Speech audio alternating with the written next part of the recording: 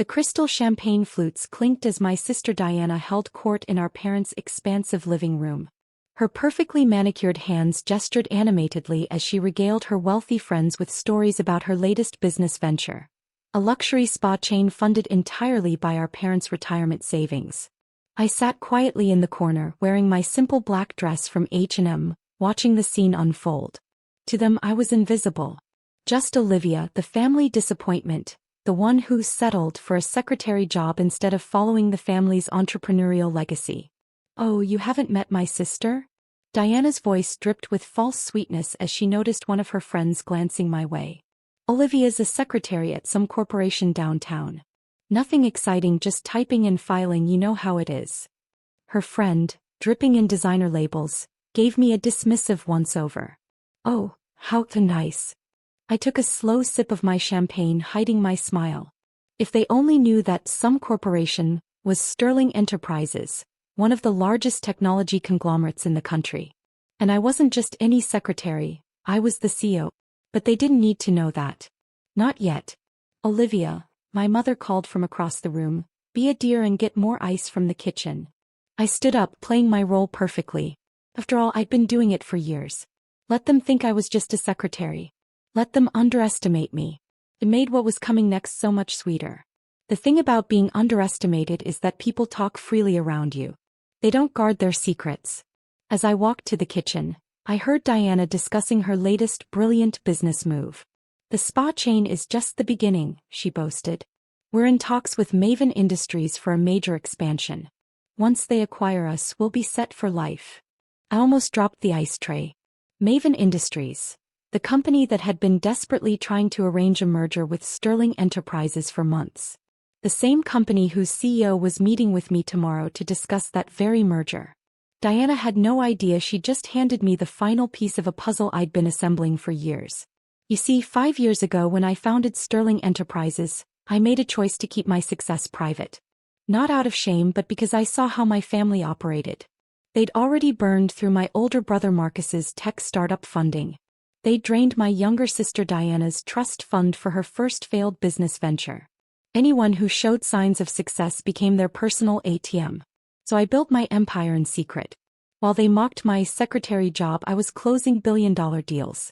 While they pitted my modest apartment, I was buying up prime real estate through shell companies. While they dismissed me as unsuccessful, I was becoming one of the most powerful CEOs in the industry. "Olivia." Diana's sharp voice cut through my thoughts. "What's taking so long with that ice?"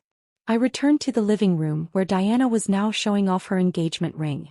She'd met her fiancé, Thomas Wright, at a charity gala, another thing she loved to brag about. What she didn't know was that Thomas's investment firm had been trying to secure a meeting with Sterling's CEO for months. "The wedding will be the event of the season," Diana gushed.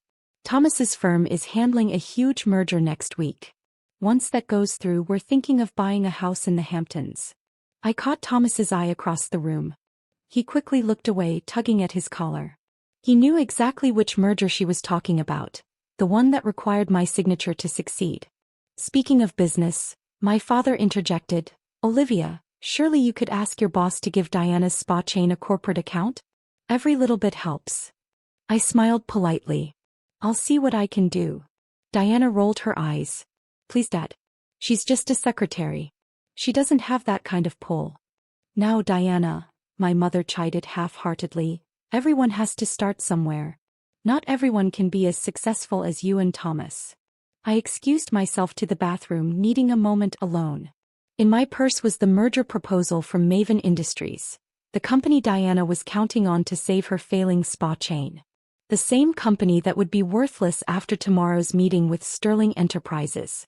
My phone buzzed, a text from my CFO. "Everything's set for tomorrow's Maven meeting.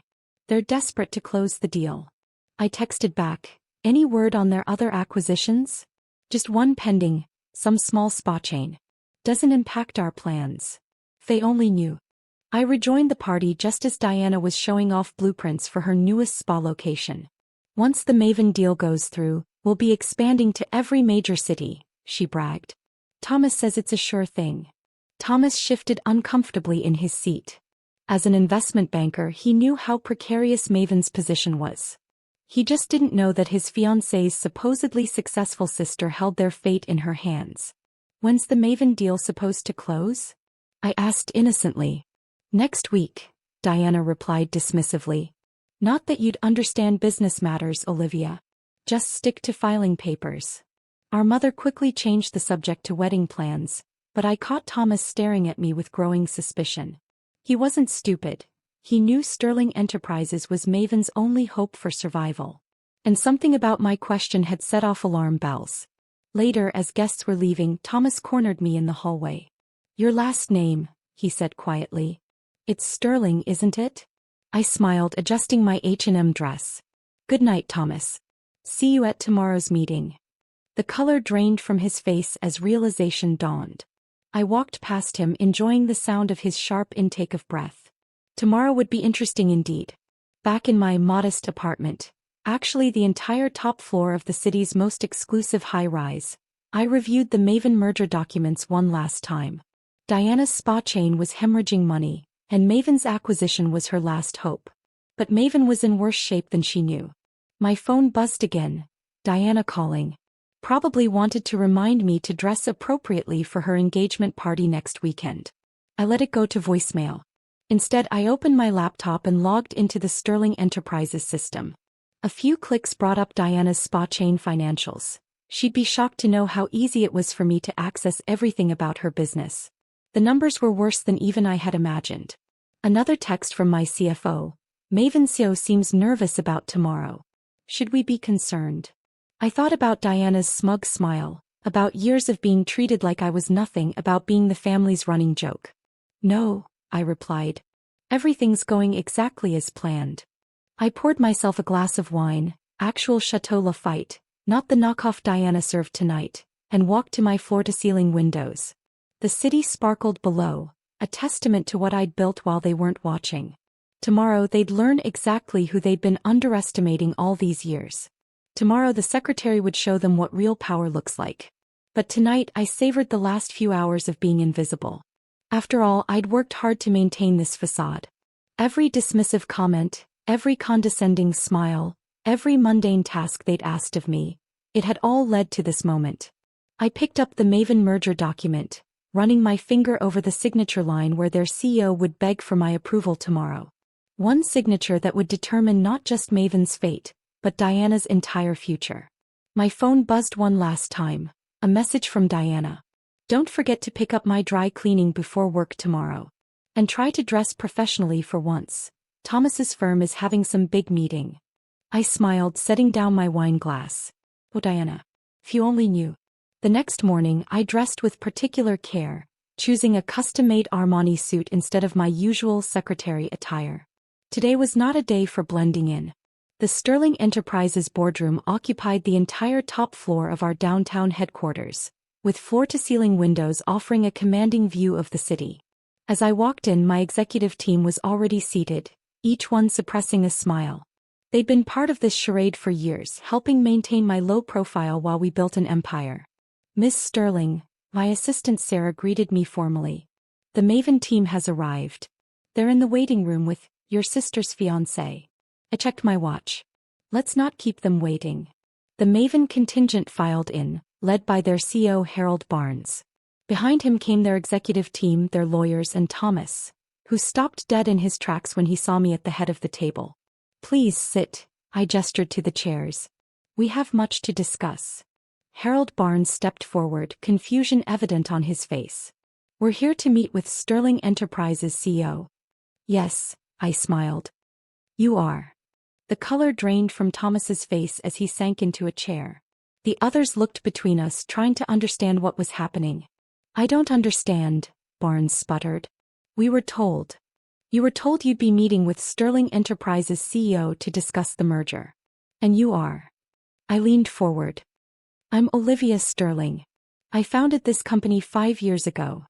The silence was deafening. Thomas looked like he might faint. Now, I continued, opening the merger proposal, let's discuss why this deal isn't going to happen. Barnes started to protest, but I held up a hand. Your company is hemorrhaging money. Your technology is outdated. Your market share is dropping. The only valuable assets you have are the companies you're trying to acquire, including my sister's spa chain. Thomas finally found his voice. Diana, she doesn't know, does she? That her secretary sister is actually a CEO worth billions? That the company she's counting on to save her business is about to be denied by me. I smiled coldly. No, she doesn't. Yet. As if on cue, my phone buzzed. Diana's name flashed on the screen. I put it on speaker. Olivia. Where are you? You were supposed to pick up my dry cleaning. The Maven team shifted uncomfortably in their seats. I'm in a meeting, Diana. Oh please, like your filing is so important. I need that dress for lunch with Thomas's colleagues. By the way, did you tell your boss about giving us a corporate account for the spa? I caught Thomas's eye. He looked physically ill. Actually, Diana, I have been meaning to discuss business with you. Why don't you come to Sterling Enterprises? Top floor. The receptionist will direct you. Ugh, fine. But this better not take long. Some of us have real work to do. 20 minutes later, Diana burst into the boardroom, designer purse swinging. Olivia, what are you? She froze, taking in the scene before her. I watched as her eyes darted from Thomas's ashen face to the Maven executives to me, sitting at the head of the table. What is this? This, I gestured around the room, is a merger meeting. Or rather, the end of one. I don't understand. Why are you sitting at the head of the table? Because I'm Olivia Sterling, CEO and founder of Sterling Enterprises. I let that sink in. The same company that's about to decline Maven's merger proposal, effectively ending their ability to acquire your spa chain. Diana's knees buckled. Thomas caught her before she fell. That's impossible. You're a secretary. No, Diana. That's just what you wanted to believe. It was easier than admitting your little sister might be more successful than you. The Maven team watched this family drama unfold with horrified fascination. Mr. Barnes, I turned back to their CEO. Sterling Enterprises will be declining your merger proposal. However, I slid a document across the table. We are prepared to acquire Maven's technology division. At a significantly reduced price, given your desperate position. Barnes wiped sweat from his forehead. We can't possibly. You can and you will. Because without this deal, Maven will be bankrupt within 6 months. Your choice. Diana found her voice again. But what about my spas? The Maven deal was supposed to save your failing business? I finished for her. Maybe you should have thought about that before treating me like your personal servant for the past 5 years.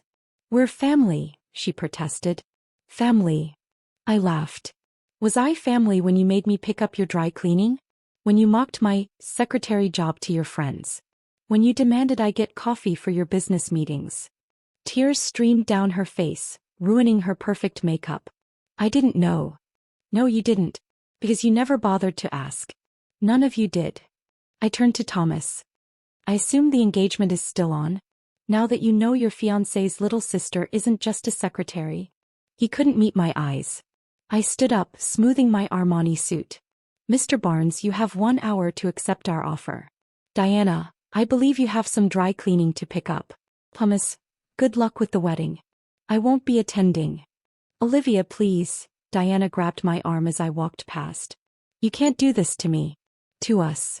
I gently removed her hand. Actually, I can. And I did. Consider it 5 years of karma, delivered all at once. The next few hours were a blur of activity. Maven accepted our offer, their stock plummeted, and Diana's spa chain lost its last hope of survival. By evening, the business world was buzzing with the news that Sterling Enterprises' mysterious CEO had finally revealed herself. My phone didn't stop ringing. First Diana, then my parents, then extended family members who suddenly remembered my existence. I blocked them all. A week later, I sat in my office reviewing the aftermath. Diana's spa chain filed for bankruptcy. Thomas postponed the wedding indefinitely. My parents, who had invested their retirement in Diana's business, were facing financial ruin. Sarah brought in a stack of messages. Your mother's called 8 times. She says it's about your father's heart condition, which he mysteriously developed right after learning his youngest daughter is a billionaire? I raised an eyebrow. They're getting creative, Sarah admitted. I turned to the window, watching the sunset paint the city gold. Any word from Diana? She's applied for 3 different positions here at Sterling. Under different names. I couldn't help but laugh. Forward the applications to HR. Let them treat her like any other candidate. That night I attended a charity gala, the same one where Diana had once told her friends I couldn't afford a ticket. I wore a couture gown that cost more than her entire spa chain, enjoying the whispers and stares as people recognized me from the news. Miss Sterling. A reporter approached. Everyone's wondering, why maintain the secretary facade for so long? I smiled, thinking of all the family dinners where I'd sat quietly while they boasted about their achievements. Sometimes the best way to learn the truth about people is to let them think you're nobody. The story made headlines, secretary revealed as billionaire CEO. Diana's friends who had once looked through me, now desperately sought connections on LinkedIn. Thomas's firm sent multiple partnership proposals. Even Maven CEO tried to rebuild bridges. I declined them all. 3 months later, I received an invitation to a family meeting at my parents' house. They wanted to clear the air and start fresh. I sent back a brief response. I'm busy. Ask my secretary to schedule something. Diana eventually got a job, as an actual secretary at a small law firm. I heard she struggled with filing and coffee runs. My parents had to sell their house and downsize significantly. Thomas married a real estate agent, though I noticed he carefully vetted her background first. As for me, Sterling Enterprises continued to grow. I bought the building where Diana's main spa had been and turned it into a technology innovation center. Sometimes I saw her walking past, staring up at the sign that bore my name. Last week, my assistant forwarded me an email from Diana. I understand now, she wrote. I'm sorry for how I treated you. I never imagined. I didn't respond. Some lessons don't need acknowledgement. Instead, I focused on running my company, the one I'd built while they were too busy looking down on me to notice I was rising above them. Every morning, I walk into my boardroom wearing power suits that cost more than Diana's wedding would have, making decisions that affect thousands of lives. And sometimes, just for fun, I answer my own phone and say, Sterling Enterprises, how may I direct your call? After all, there's no shame in being a secretary. Unless, of course, you're not one at all. The view from the top is particularly sweet when everyone thought you belonged at the bottom. Just ask my sister. If you can get past her new boss's secretary,